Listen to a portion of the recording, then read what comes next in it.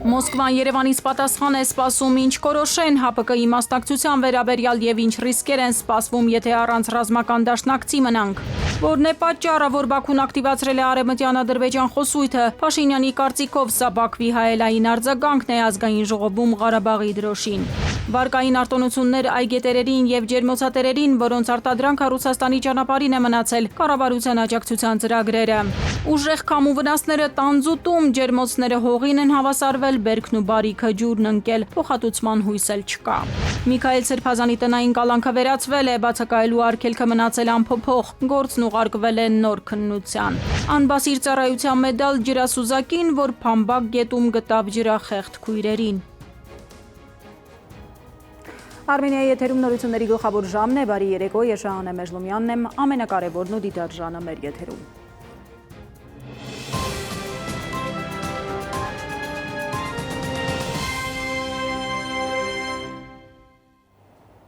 Մոսկվան շտապեցնում է Երևանին, օր չկա, ընտրության առաջ չդնեն։ Այսօր էլ ՀԱՊԿ-ի հարցում արագ կողմնորոշվելու մեսիջ են հղել։ Երկու շաբաթ առաջ էր Փաշինյանն ասել, որ եթե ՀԱՊԿ երկրները որոշեն Հայաստանին հեռացնել, ստիպված կլինենք այդ որոշումը ընդունելի գիտություն։ Կառույցից դուրս գալու վերջնական քայլը դեռ արված չէ, ՆԱՏՕ-ին անդամակցելու հեռանկարներն էլ անորոշ են։ Փորձագետները սակայն առանց ռազմական որևէ դաշինքի հետ համագործակցության մնալը վտանգավոր են համարում ներկա աշխարհաքաղաքական պայմաններում։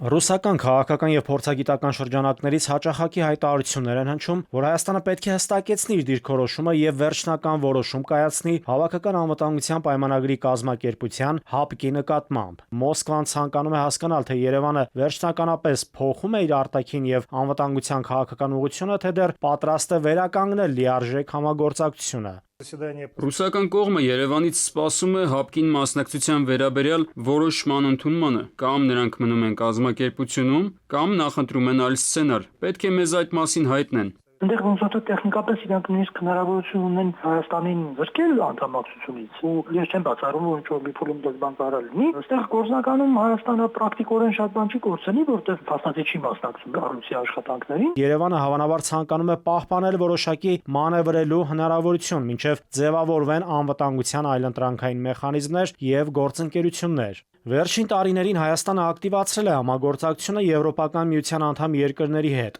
սակայն ներկայումս չկա որևէ իրատեսական հեռանկար, որ Հայաստանը կարող է մոտ ապագայում անդամակցել այնպիսի ռազմական դաշինքի, ինչպիսին է ՆԱՏՕ-ն։ Լավ կլիներ, որ Հայաստանը ինտեգրված լիներ ինչ-որ կառույցի մեջ, որը իր վերաշխավորել անվտանգությունը եւ այլն։ Բայց բացի այդ կառույցներ, բացի ՀԱՊԿ-ից, մեկ էլ ՆԱՏՕ-ն է, առանձնապես Հայաստանին այնպես չեն սպասում, նախ երկրորդը իրանք ընդհանրապես կմունքանորեն չեն ընդունի Հայաստանին, որտեղ դա պոտենցիալ իրանց համար կնշանակի կոնֆլիկտի մեջ ներգրավել Թուրքիայի կամ Ադրբեջանի հետ։ Փոքր պետությունների դեպքում անվտանգության երաշխիքների բացակայությունը կարող է մեծացնել արտաքին սպառնալիքների ազդեցությունը։ ՀԱՊԿ-ի ներկայացուցիչները որոշ ռուս փորձագետներ կանխատեսում են ռազմական էսկալացիա Հարավային Կովկասում։ Դրանց հիմքում տարբեր գնահատականներ կան։ Մի կողմից տարածաշրջանում շարունակում են պահպանվել չլուծված հակասություններ եւ անվտանգության խնդիրներ։ Մյուս կողմից Ռուսաստանում հաճախ նշվում է, որ Արևմուտքի եւ Եվրոպայի աճող քաղաքական ու անվտանգային ներկայությունը Հարավային Կովկասում կարող է ուժեղացնել աշխարհաքաղաքական մրցակցությունը։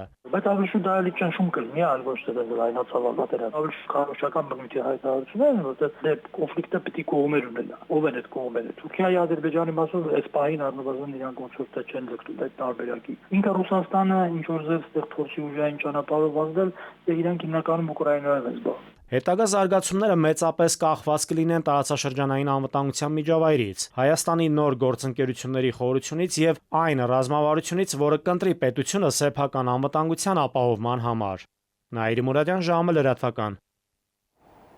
Ինչու է Բաքուն ակտիվացրել արևմտյան Ադրբեջան խոսույթն ու ադրբեջանցիների վերադարձի թեման, երբ Հայաստանի իշխանությունները առիթը բաց չեն թողնում հայտարարելով, որ Հայաստանի եւ Ադրբեջանի միջև խաղաղություն է հաստատվել։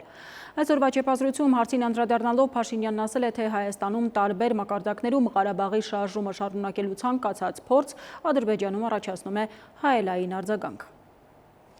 Կապ չունի ով է առաջինը սկսել, ով երկրորդը։ Նիկոլ Փաշինյանը որևէ մեկին այս հարցում չի մեղադրում, բայց այն, որ Բաքվում շարունակ ինքնիշխան Հայաստանը կոչում են Արևմտյան Ադրբեջան, պետական բարձր մակարդակով խոսում այսպես կոչված փախստականներին Հայաստան ուղարկելու մասին, նրա խոսքով հայլային արձագանքն է Երևանում տեղի ունեցողի, այսինքն այնուամենայնիվ մեղավորության սլաքները մեր կողմն են թեքված։ Ընդդիմությունը խորհրդարանի աշխատասեղաններին Արցախի դրոշն է պարզած պահում։ Հեղափոխական դաշնակցությունն ամբողջ աշխարհում բռնատեղահանված արցախցիների ոտնահարված իրավունքներից խոսում։ Բաքվից էլ համապատասխան կերպ արձագանքում են ըստ Նիկոլ Փաշինյանի։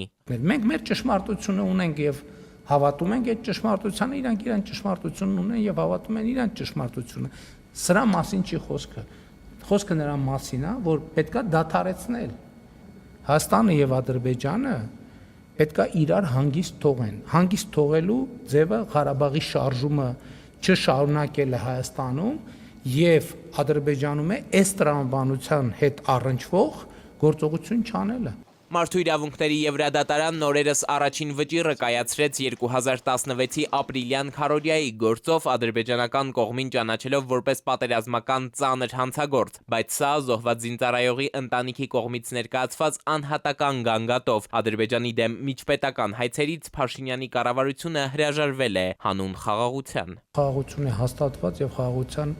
նկատմամբ պետք է հոգ տանել, հակառակ դեպքում այդ խաղաղությունը շատ հեշտությամբ կարելի է ջախջախել եւ վերացնել, որի արդյունքում մենք կունենանք այլ բազմաթիվ դեպքեր, որոնք ենթադրում եմ Ադրբեջանն էլ կունենա, որ հետո ստիպված կլինենք միջազգային ատյաններում հետամուտ լինել։ Կենտրոնանալով ներքաղաքական հարցերի վրա կառավարության նոր կազմում էական փոփոխություններ չեն լինի, պաշտոնավարող փոխվարչապետերն ու նախարարները կմնան իրենց կաբինետներում, ինչ վերաբերում է մյուս մակարդակներին, ապա Փաշինյանը դեռ մտածում է։ Իսկ ազգային ժողովի նոր նախագահի անունը, որի վերաբերյալ արդեն օրեր շարունակ տարբեր տեղեկություններ են մամուլում շրջանառվում, դեռ հայտնի չէ։ Նիկոլ Փաշինյանն ասում է ՔՊ-ում միայն այսօր են փակ գաղտնի քվեարկելու, որոշելու։ Մեր պլանը այս է, որ այսօրվա նիստում այդ հարցով մենք պետք է լսենք տեխնացուներին, հարցեր տանք, մտքեր փոխանակենք եւ որոշում կայացնենք։ Ես իմ քվեարկությունը կանեմ փակ գաղտնի ռեժիմով, ինչպես նաեւ մյուս գործընկերները։ Սահմանադրական դատարանում վաղը կմեկնարկի ընդդիմադիր ուժերի ներկայացրած խորհրդարանական վերջին ընտրությունների արդյունքներն անվավեր ճանաչելու կամ ընտրության երկրորդ փուլ նշանակելու հայցապահանջի քննարկումը։ Քաղաքացիական պայմանագրի դիրքորոշումը մայր դատարանում կլսենք երրորդ կողմն են։ Լեգիտիմության մեկ աղբյուր կա այդ ժողովուրդն է։ Ժողովուրդն է գնահատում իր ընտրությունը տեղի է ունեցել, թե իր ընտրությունը տեղի չի ունեցել։ Ժողովուրդը արձանագրել է, որ իր ընտրությունը տեղի է ունեցել եւ իր ընտրությունը արձանագրվել է ընտրությունների պաշտոնական արդյունքներով։ Ժամանակն է վերափոխելու մեր քաղաքական խոսույթը, համոզված է Փաշինյանը, այն, որ ՔՊԱ-ականներն ընդդիմությանը սպառնում են մեջբերում բոքսի տանձիկ դարձնել ազգային ժողովում, Նիկոլ Փաշինյանը վստահ է միակողմանի երևույթի արդյունք չէ։ Էդուարդ Պողոսյան, ժամը լրատվական։ Ավելի ուշ տեղի ունեցել քաղաքացիական պայմանագիր կուսակցության վարչության նիստը, որի ընթացքում ազգային ժողովի նախագահի թեկնածու է ընտրվել Ռուբեն Ռուբինյանը, տեղեկացրել է Փաշինյանը։ Հիշեցնեմ, որ մամուլում թեկնածուների 3 անուն էր շրջանառվում Ալեն Սիմոնյան, Հայկ Կոնջորյան եւ Ռուբեն Ռուբինյան։ Հարգելի լրագրողներ, տեղեկացնում եմ ձեզ, որ քննարկման եւ փակ գաղտնի քվեարկության արդյունքում ազգային ժողովի նախագահի թեկնածու է ընտրվել Ռուբեն Ռուբինյանը։ Այսքանը շնորհակալություն։ Այժմ այն մասին, թե ինչ ենք դիտելու թողարկման հաջորդ հատվածում։ Վարկային արտոնություններ այգետերերին եւ ջերմոցատերերին, որոնց արտադրանքը Ռուսաստանի ճանապարհին է մնացել, կառավարության աջակցության ծրագրերը։ Ուժեղ քամու վնասները տանձուտում, ջերմոցները հողին են հավասարվել, բերքն ու բարիքը ջուրն ընկել, փոխհատուցման հույս էլ չկա։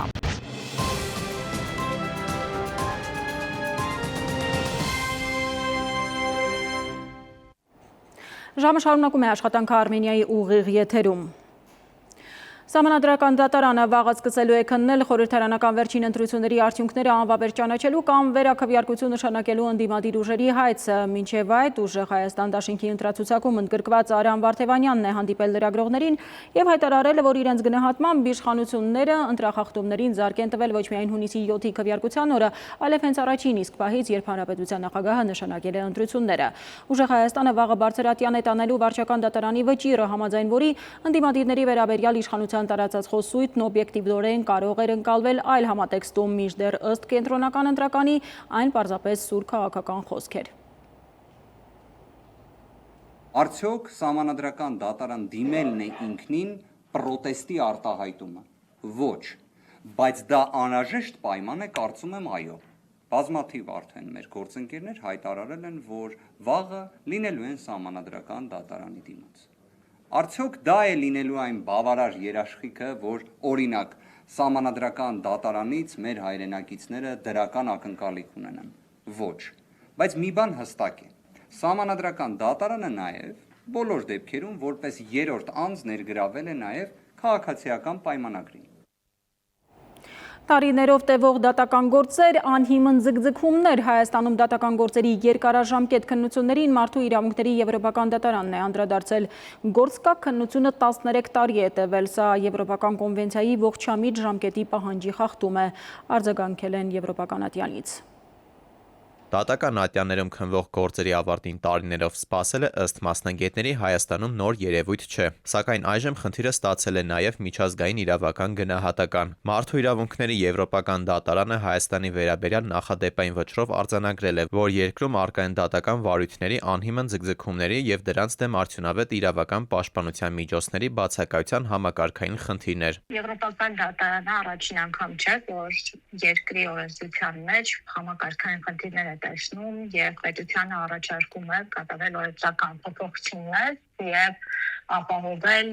արդյունավետ դատական քննություններ եւ առհասարակ արտադատության համակարգը։ Երկու ընտանիքի ներկայացրած գանգատների ուսումնասիրությունից հետո ՄԻԵԴ-ը պարզել է, որ քաղաքացիական եւ վարչական գործերը դատական ատյաններում դեգերել են շուրջ 7-ից ավելի քան 13 տարի։ Դատարանը եզրակացրել է, որ նման ժամկետները չեն համապատասխանում Մարդու իրավունքների Եվրոպական կոնվենցիայով երաշխավորված ողջամիտ ժամկետի պահանջին։ Վճռով ՄԻԵԴ-ը ոչ միայն խախտում է արձանագրել, այլև Հայաստանի իշխանություններին համակարգային խնդրի լուծման համար ցուցումներ է տվել։ Փաստաբանների գնահատմամբ Եվրոպական դատարանի նմանատիպ որոշումները նախկինում եւս Հայաստանին հարկադրել են գնալ օրենսդրական փոփոխությունների։ Նախկին օրենսդրությամբ թույլ է տրվում, որ քրեական գործը նախաքննությունից հետո երբ գնում է դատարան, դատարանները գործը վարույթ ընդունելու ընդամենը մեկ նախադասությամբ նշում են, որ օրինակ կալանքը թողնել անփոփոխ, առանց անձին տեսնելու, առանց որևէ քննություն իրականացնելու, այլ ուղղակի անորոշ ժամկետով երկարացվում է։ Միջազգային իրավունքի մասնագետները ընդգծում են, որ խնդիրը նոր չէ։ Հայաստանի հասցեին նմանատիպ դիտողություններ հնչել են նաև միջազգային մոնիթորինգային այլ կառույցների կողմից։ Մասնագետների դիտարկմամբ խնդրի հիմնական պատճառներից մեկը դատարանների ծանրաբեռնվածությունն է, ինչպես նաև երկարատև ու բարդ ընթացակարգերը։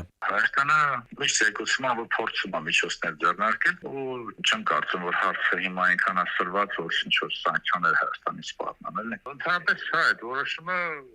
ազդանշան է, որ ի վերջո դուք պետք է այդ օրենքը ընդունեք։ Բոլորին հայտնի է, որ Հայաստանում դա լուրջ խնդիր է։ Ասում եմ, ես չեմ ասում ոչինչ չանում։ Ուղղակի անդադ դիմների քանակը դատարաններում ավելանում է։ Մասնագետները նշում են, Հայաստանի դատական համակարգում դեռևս գերակայողը բյուրոկրատական ընթացակարգերն են, որոնք հաճախ դանդաղեցնում են գործընթացները, հավելյալ բեռ ստեղծելով քաղաքացիների համար։ Նրանց խոսքով որոշ դեպքերում նկատվում են նաև ավելի ճկուն եւ գործնական մոտեցումներ, օրինակ դատավորների օգնականները կողմերի նիստի հետաձգման մասին նախապես տեղեկացնում են հեռախոսազանգով կամ հաղորդագրությունների միջոցով։ Մասնագետների գնահատմամբ դատական համակարգի արդյունավետությունը միայն կայացված վճիռներով չի պայմանավորվում։ Պակաս կարևոր չէ, որ արդարադատությունը հասանելի լինի նաև ողջամիտ ժամկետում։ Դավիթ Թադևոսյան, ժամը լրատվական։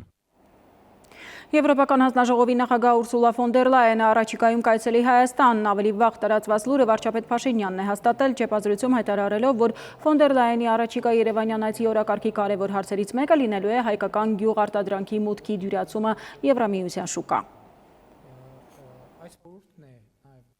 Վերջերս արտաքին գործերի նախարարը Բրյուսելում մասնակցել է արտաքին գործերի նախարարների խորհրդի նիստին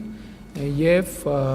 հավանականություն կա, որ այս իմաստով Հայաստանը բացառիկ հնարավորություններ կունենա եւ հույս ունեմ, որ Եվրոպական հանձնաժողովի նախագահի հետ մենք կհասցնենք այդ նախագիծը ավարտին հասցնել, որպեսզի Երևանյան այցի ընթացքում մենք իրար հետ այդ մասին հայտարարենք։ Ռուսական սահմանափակումների պատճառով հսկայական վնասներ կրող տնտեսվարողներին կառավարությունը կաջակցի այգետերերի եւ ջերմոցատերերի վարկերի մարման ժամկետները կերկարաձգեն։ Միաժամանակ գյուղմթերքի արտահանման նոր շուկաներ են փնտրում արտգործնախարարը, գործադիրի նիստում ասել է, որ մեր միրգ բանջարեղենի հանդեպ մեծ հետաքրքրություն կա թե Եվրամիությունում, թե Թուրքիայում, թե ասիական այլ երկրներում։ Գյուղմթերքի բերքահավաքի ակտիվ շրջանն է հիմա, եւ ուրեմն ամենակննարկվող թեմաներից մեկը պտուղ բանջարեղենի արտահանման խնդիրներն են ու ֆերմերների ֆինանսական դժվարությունները։ Կառավարությունն այսօր հաստատել է մի ծրագիր, որի շրջանակում առաջարկում է վարկային արտոնությունների երկարաձգում այն այգետերերի համար, որոնք բախվում են արտահանման մասնավորապես ռուսական շուկամուտքի սահմանափակումների հետ։ Ըստ այդմ, այն շահառուները, որոնց վարկի մայր գումարի արտոնյալ ժամկետն ավարտվել է կամ ավարտվելու է մինչև 2027 թվականի հուլիսի 31-ը, ստանալու են վարկի մարման ժամկետի 1 տարվա երկարաձգում եւ եւս 1 տարվա մայր գումարի լրացուցիչ արտոնյալ ժամկետ։ Սա նշանակում է, որ այգետերը 1 տարի չի վճարելու վարկի մայր գումարը, վճարելու է միայն տոկոսները, կամ դա էլ չի վճարելու, եթե վարկը եղել է անտոկոս։ Շահառուն մինչև 26 թվականի սեպտեմբերի 1-ը պետք է դիմի ֆինանսական կառույց, գիծ ներկայացնելով նախարարության կողմից տրամադրված տեղեկանք մոնիտորինգի արդյունքներով այգին հիմնված լինելու վերաբերյալ, ինչպես նաև 26 թվականին իրացված գյուղատնտեսական արտադրանքի վերաբերյալ Հայաստանի Հանրապետության պետական եկամուտների կոմիտեի կողմից տրամադրված տեղեկանքը։ Մեկ այլ ծրագրով կառավարությունը ջերմոցատերերի համար է սկսել կիրառել նույն արտոնությունը։ Վարկառու ջերմոցատիրոջը տրամադրվում է մայր գումարի վճարման 6 ամսյա արտոնություն։ Դրանից հետո արտոնյալ ժամկետը եւս 6 ամսով երկարաձգելու հնարավորություն կա։ Գործադիրում ընդհանուր առմամբ արված աշխատանքից գոհ են։ Ասում են, կարծես գյուղմթերքի գնանկում չի նկատվում։ Էժանացում ֆիքսվում է միայն ծաղկի եւ լոլիկի շուկաները։ Այդպիսի ազդակ, որ մեր շուկայում գնանկում կա, մասնավորապես մրգի, բանջարեղենի եւ այլն, այսինքն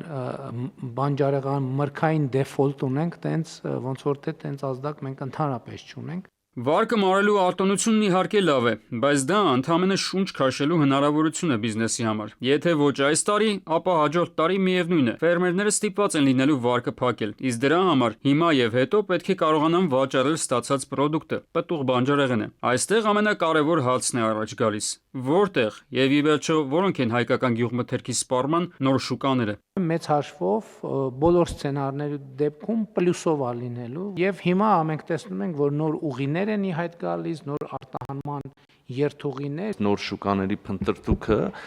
իսկապես մեծ հետաքրքրություն է առաջացրել բազմաթիվ տեղերում, կարող եմ Եվրոպական միության շուկան նշել, կարող եմ Կենտրոնական Ասիան նշել եւ արաբական երկրներ, ասենք օրինակ Իրաքը եւ նաեւ անմիջական հարևանները, Թուրքիան օրինակ նաեւ իր ողջ այդ բաներով գործող սահմանափակումներով հանդերձ Հիմնական անելիքը տնտեսվարողներինն է, որոնք պետք է տրանսֆորմացնեն իրենց արտադրական պրոցեսները, դրանք հարմարեցնեն նոր շուկաների պահանջներին եւ դիվերսիֆիկացնեն արտահանումները, համոզված են կառավարության ներկայացուցիչները։ Այսինքն կառավարությունը օգնում է, որպեսզի բանկերը չսնանկացնեն մարդկանց, բայց հետագայում բիզնեսի գոյությունն ապահովելու համար անհրաժեշտ քայլերը պետք է կատարեն հենց իրենք՝ ֆերմերները։ Արմեն Աթալյան, ժամը լրատվական։ Ուժեղ քամին մեծ ավերածություններ է գործել Արմավիրի մարզում, Տանձուտում, քամին րոպեների ընթացքում ոչնչացրել է մարդկանց քրտինքով աճեցրած բերքը, հողին հավասարեցրել վարկերով կառուցված ջերմոցները։ Շոկից մարդիկ ուշքի չեն գալիս, ասում են, առանց պետության աջակցության չեն կարողանա ծախսերի տակից դուրս գալ։ Տանձուտ գյուղում մարդիկ դեռ չեն կարողանում հավատալ աչքերի տեսածին, րոպեներ տևած ուժգին քամին բառացիորեն ոչնչացրել հիմնի վեր, ավերել է նրանց տարիների աշխատանքը։ Գյուղացիների ծանր ու դժվարին աշխատանքի եւ վարկերի հաշվին կառուցածը հաշված րոպեների ընթացքում վերածվել է մետաղի ջարդոնի ու պոլիէթիլենի կույտերի։ Սենց բան չէ։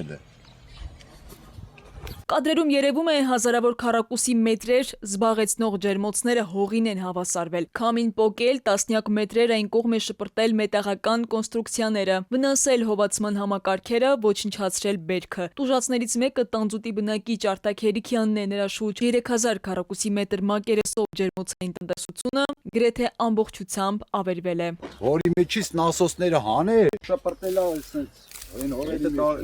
Նախնական հաշվարկներով վնասը հասնում է մոտ 50 միլիոն դրամի։ Սա պարզապես ջերմոց չէ, սա ընտանիքի եկամտի աղբյուրն է։ Վարկերով ստեղծված տնտեսությունը մարդկանց ապագան, ասում են բնակիչները։ Ականատեսները պատմում են, որ քամին այնքան ուժգին է եղել, որ մի քանի հոգու ջանքերով հազև-հազ բարձրացվող գյուղատնտեսական սարքավորումները օդ է բարձրացրել ու մի կողմ շպրտել։ Այսպիսի բան կյանքում չենք տեսել, ասում են գյուղացիները։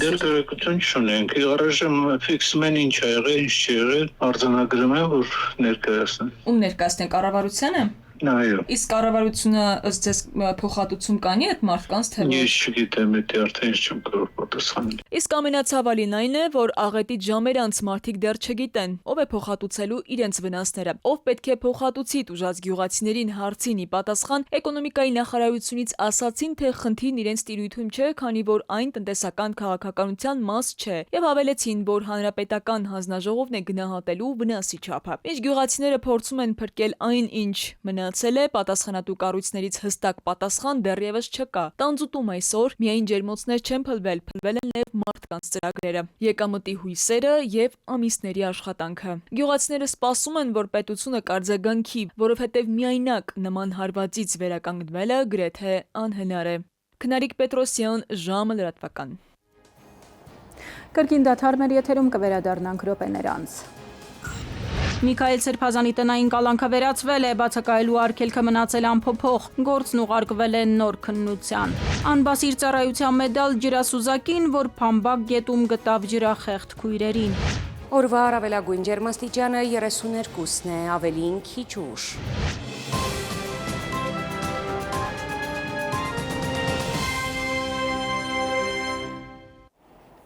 Մենք վերադարձանք, շարունակում ենք թողարկումը։ 35 տարվա վստահություն Արարատ բանկը ամփոփել է 2025 թվականի գործունեությունը բաժնետերերի տարեկան ժողովով, ապա գալա ընդունելությամբ։ Բանկի սեփական կապիտալը հատել է 78 միլիարդ դրամը, ծառայություններ են ընդլայնել, միջազգային գործարքներ կնքել։ Արարատ բանկի համար 2025 թվականը նշանավորվել է բանկային համակարգում դիրքերի ամրապնդմամբ, ծառայությունների ընդլայնմամբ եւ միջազգային խոշոր գործընկերների հետ կարևոր համագործակցությունների հաստատմամբ։ Բանկի գրանցած արդյունքները, կայունությունն ու հեղինակությունը մեկ տարվա կամ մեկ թիմի աշխատանքի արդյունք չեն։ Դրանք ձևավորվել են տարիների հետևողական աշխատանքի, պատասխանատու կառավարման, ռիսկերի հավասարակշռված մոտեցման եւ բաժնետերերի երկարաժամկետ տեսլականի շնորհիվ։ Արարատ բանկը լրացուցիչ ջանքեր է գործադրում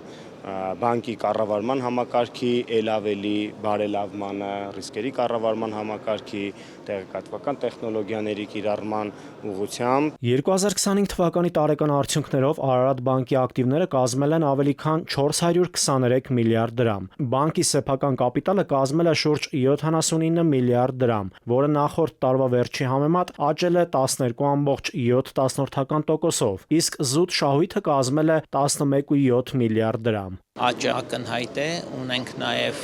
բավական մեծ աճ ծավալների առումով, փոխանցումներ, վճարումներ, շրջանառություն, դեպոզիտներ, դինամիկան բարձր է։ Առաջիկա տարիներին բանկի գործունեությունը կկենտրոնանա կայուն ֆինանսական արդյունքների ապահովման, հաճախորդների փորձի շարունակական բարելավման, թվային փոխակերպման, ռիսկերի կառավարման, համապատասխանության, կիբերանվտանգության եւ գործառնական կայունության հետագա ամրապնդման ռազմավարական ուղղությունների վրա։ Մեր հաճախորդները կարող են ակնկալել, որ մոտ ապագայում մենք հանդես կգանք մի շարք նոր պրոդուկտներով։ Բանկի համար կարևոր է նաև սոցիալական պատասխանատվությունը։ Արարատ բանկի հետ մենք բացել ենք ձեռագրերի կենսաքիմիական հետազոտության լաբորատորիան, Արարատ բանկի աջակցությամբ ըստ էության ամբողջապես արդիականացվել է թե թանգարանի, թե գիտական մասնաշենքի անվտանգության համակարգը։ 35 տարվա վստահություն։ Այս խորագիրն էր կրում տարեկան ժողովի գալա ընդունելության հատվածը, որին ներկային ֆինանսական եւ գործարար համայնքների, միջազգային կազմակերպությունների, հիմնադրամների, հասարակական կառույցների, բարձր տեխնոլոգիաների հատվածի, դիվանագիտական կորպուսի ներկայացուցիչներ, հաճախորդներ եւ գործընկերներ։ Նաիրի Մուրադյան, ժամը լրատվական։ Որ բիզնեսն իր ապրանքների և ծառայությունների մասին ավելի հեշտ ու արագ տեղեկացնի, դրանք ավելի լավ գովազդի օգնության է եկել Vivan Business Hub-ն ստեղծել ինքնասպասարկման ավտոմատացված ծառայություն, ովքեր և ինչպես կարող են օգտվել ծառայությունից ռեպորտաժում։ Ծառայությունների և ապրանքների մասին տեղեկատվական ու գովազդային արշավները, ինչպես նաև հաճախորդների հետ հաղորդակցությունը պետք է լինեն հասցեական և արագ, սա բիզնեսի հաջողության կարևոր նախապայման է։ Հենց այդ նպատակով Vivan ստեղծել է Business Hub ինքնասպասարկման ավտոմատացված ծառայություն, որն ընկերություններին հնարավորություն է տալիս իրենց հաճախորդներին ուղարկել SMS հաղորդագրություններ հարմարավետ վեբ ինտերֆեյսից ինքնուրույն, առանց Viva-ի գրասենյակ այցելելու։ Գովազդային բնույթի SMS-ները հնարավոր է ուղարկել արշավի ստեղծման միջոցով։ Իսկ գործարքային բնույթի SMS-ները հնարավոր է ուղարկել API-ի միացման միջոցով, որի միացումը կատարվում է հենց իսկ հաճախորդի իմ պրոֆիլի էջից։ Business Hub-ի նպատակն է իրավաբանական անձանց ու անհատ ձեռներեցների համար ստեղծել ծախսարդյունավետ հաղորդակցման առցանց գործիքակազմ, խթանելով ծառայությունների մասին տեղեկատվության արագ տարածումը, բիզնես ակտիվությունն ու վաճառքների աճը։ Ի դեպ, Business Hub-ով կարելի է հաղորդագրություններ ուղարկել ոչ միայն Viva-ի, այլև հայաստանյան բոլոր բջջային օպերատորների բաժանորդներին։ Business Hub ծառայությունը շարժական կապի ոլորտում տրամադրվող բացառապես նմանօրինակ միակ ծառայությունն է հանդիսանում։ Business Hub-ի միջոցով հնարավոր է ուղարկել ոչ միայն գովազդային, վաճառքին կամ մարքեթինգային արշավին վերաբերող հաղորդագրություններ, այլև գործարքային, ոչ գովազդային տեղեկատվություն հաճախորդի կողմից օգտագործված ծառայությունների կամ կատարված գործարքների վերաբերյալ, օրինակ ծառայության ակտիվացման կոդ։ Յուրաքանչյուր ընկերություն կարող է SMS հաղորդագրություն ուղարկել բացառապես իր հաճախորդների բազային։ Business Hub-ը ժամանակի ընթացքում ընդլայնելու է իր ծառայությունների շրջանակը, ավելացնելով հաղորդագրությունների ուղարկման տարատեսակ եղանակներ։ Մենք սիրով հրավիրում ենք բիզնեսի բոլոր ներկայացուցիչներին մեզ հետ համագործակցելու և հավաստիացնում ենք, որ Viva-ի հետ ապահով է։ Ծառայությունից կարող են օգտվել Հայաստանի տարածքում գրանցված իրավաբանական անձինք, անհատ ձեռներեցները, ինչպես նաև արտասահմանյան կառույցների ներկայացուցչությունները։ Ծառայությունն ակտիվացվում է առցանց, փաստաթղթերը ստորագրվում էլեկտրոնային եղանակով։ Այն հնարավորություն կտա կոնտակտային տվյալները հավաքագրել և թիրախային խմբեր ստեղծել, իսկ հաղորդագրություններն ուղարկելու համար պլանավորել ժամանակացույցը։ Հաճախորդների աջակցությունը կլինի 24/7 ռեժիմով և ամենակարևորը Vivan կապահովի հաճախորդների տվյալների պաշտպանության բարձր մակարդակ, երաշխավորելով դրանց գաղտնի օգտագործումը։ Էդուարդ Պողոսյան, ժամը լրատվական։ Գլխավոր դատախազությունը դիմել է ԿԸՀ Բարգավաճ Հայաստանի ղեկավար Գագիկ Ծառուկյանի նկատմամբ մեղադրանք առաջադրելու թույլտվություն ստանալու միջնորդությամբ։ Վերաքննիչ դատարանն էլ վերացրել է Մասիսի նախկին համայնքապետ Դավիթ Համբարձումյանի տնային կալանքը։ Օրվա մյուս ուշագրավ լուրերը մեկ տեսաշարով։ Արդեն երրորդ օրն է, ինչ Երևանի Ֆրանսիայի հրապարակից հեռացվում է 2022 թվականին քաղաքացիների կողմից տեղադրված Արցախի դրոշը։ Հույդա Հայաստանի երիտասարդական միության տարածած հաղորդագրության մեջ ասվում է, որ դրոշը յուրաքանչյուր անգամ վերականգնվել է, սակայն երրորդ անգամ դրոշը վերականգնելու փորձի ժամանակ բերման են ենթարկվել Հույդա Հայաստանի երիտասարդական միության 2 անդամ։ Սա պարզապես հերթական միջադեպ չէ, սա հերթական հարձակումն է մեր խորհրդանիշերի վրա, ասված է հաղորդագրության մեջ։ Վերաքննիչ քրեական դատարանը այսօր բեկանել է Շիրակի թեմի առաջնորդ Միքայել Սրբազանի գործով առաջին ատյանի դատարանի որոշումը նոր քննության համար, վարույթը փոխանցելով Շիրակի մարզի առաջին ատյանի ընդհանուր իրավասության դատարան։ Սրբազանի նկատմամբ կիրառված տնային կալանքը վերացվել է, սակայն բացակայելու արգելքը մնացել է անփոփոխ։ Ներքին գործերի նախարար Արփինե Սարգսյանը պարգևներ է հանձնել հունիսի 15-ից 22-ը Փամբակ գետում որոնողական լայնածավալ աշխատանքներ իրականացրած եւ ակտիվ ներգրավվածություն ունեցած փրկարար ծառայության տարբեր ստորաբաժանումների ջրասուզակների։ Ծառայողական պարտականությունները բարձր պատասխանատվությամբ կատարելու համար ջրասուզակ Վահե Մելքոնյանը պարգևատրվել է անբասիր ծառայության համար մեդալով։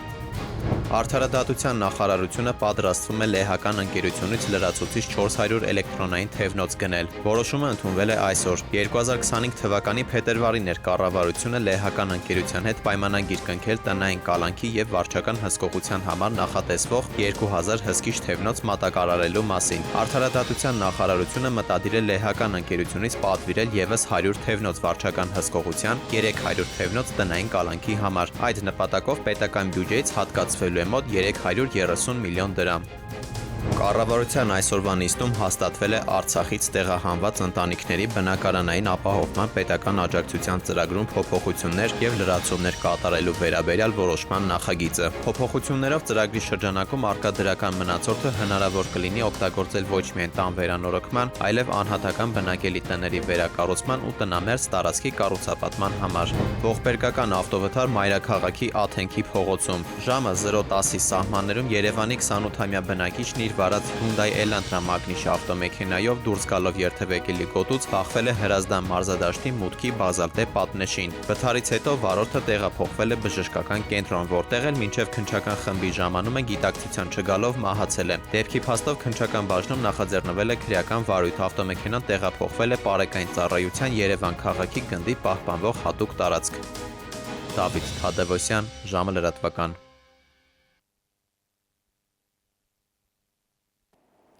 Եվ թողարկման ավարտին եղանակ Լիլի Հովերն է տեղյակ օդերևութաբանների կանխատեսումներին։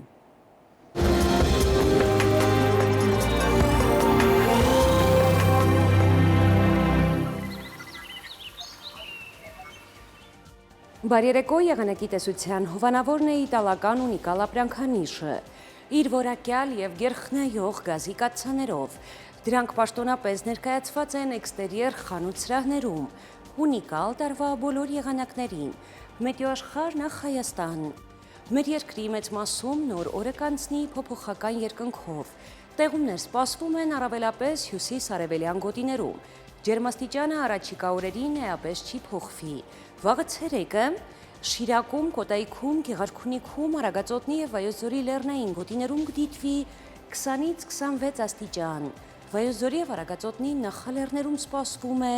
28-ից 32, Լոռիում 22-ից 25, Տավուշում 26-ից 30 աստիճան, Հարարատում, Արմավիրում կդիտվի 30-ից 32, Սյունիքի հովտային գոտիներում սպասվում է 26-ից 30, Սյունիքի նախալեռներում 20-ից 24 աստիճան, Երևանում օրը կանցնի առանց տեղումների, այս գիշեր սպասվում է 16-ից 19, ցերեկը 29-ից 31, երեկոյան 20-ից 24 աստիճան։ Այսքանն էինք պատրաստել այսօրվա համար, ես ձեզ հրաժեշտ եմ տալիս և մաղթում խաղաղ գիշեր։